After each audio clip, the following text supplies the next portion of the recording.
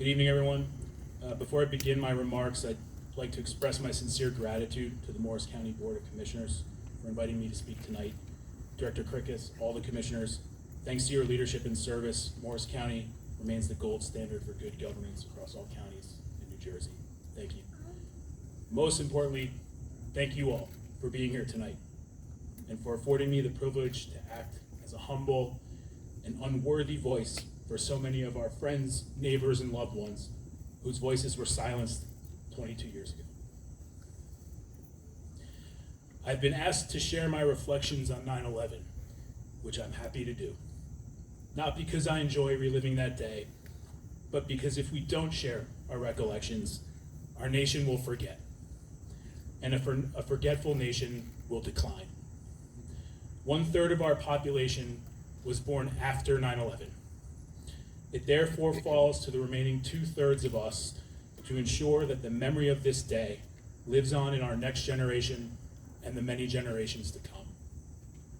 For those 2/3 of you who are here this evening, I ask you this question: where were you on 9/11?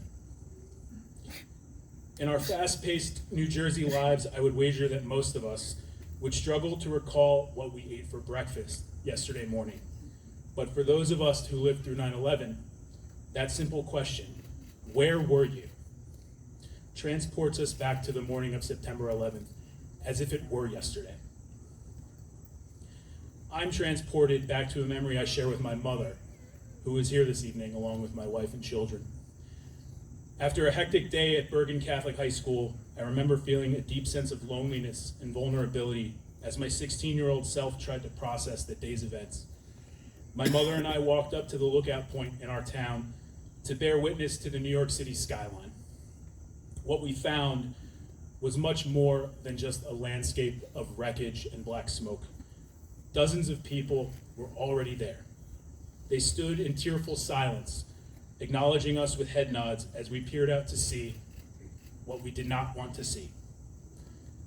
It is sometimes said that grief cannot be shared, that we must all carry it in our own way. I don't think that's always true. Those of us on that lookout point went up there thinking that we were searching of a glimpse of the aftermath. But I think we really came back down realizing that what we were really searching for was each other. And it would be that shared sense of grief and community that would help us persevere through the difficult times ahead.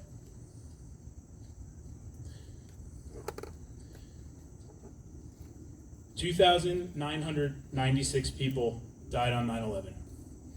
Another 7,078 would give their lives in the wars in Iraq and Afghanistan. Much has been written about our response. Was it right? Was it necessary? Was it fruitful? Tonight, we are not here to debate the things that tear us apart. Tonight, we remember those who we loved and lost, with the hope that, even if just for a few fleeting moments, the deepening divisions of our society might be healed by the realization that none of those who died would have wished to see us bicker and fray. And I can't help but think how great this country could be if we could all just find ourselves back on top of that lookout point and realize that all we need right now is each other. Thank you.